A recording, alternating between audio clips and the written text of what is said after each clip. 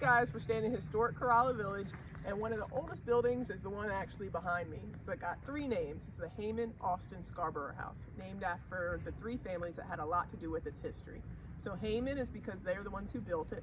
Austin, they lived in it for a long time, Leela and Pell. They had 11 kids, so it's a big family living in this house. And then Scarborough, because Jim and Jules Scarborough bought the house in 1959, sight unseen, because they wanted a hunting lodge in Corolla.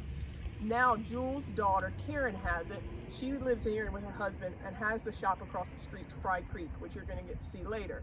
But this is a really cool building. We're going to take you inside to get you to see a couple things that are real fun and make a older building unique.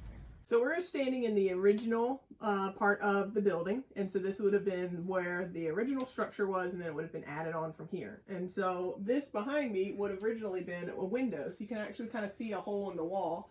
And so when they added on, they closed up the window and enclosed the porch that's behind us, the breezeway, the dog trot. Back behind here is a little individual standing shed. And they had their power up here at the time by having a generator that would charge a bank of batteries. So think about a bunch of car batteries.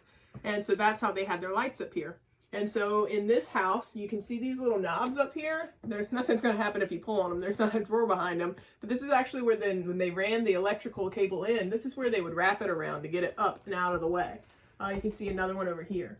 And then over here, there's a little old hole in the wall, and that's where it either ran in or out of the building. So it's just kind of a unique thing about Corolla at the time when there were no, electricity lines running up this way. That's how you had to get your power if you wanted lights or anything like that. And so she has this home, but she also operates a business that's next door. That's where you want to walk into if you want to buy something, not her home.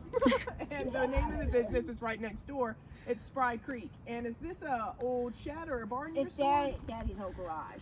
Her dad was a fairly prominent mechanic on Outer Banks. John and Karen repurposed her father's workshop and garage into a retail space in 2003.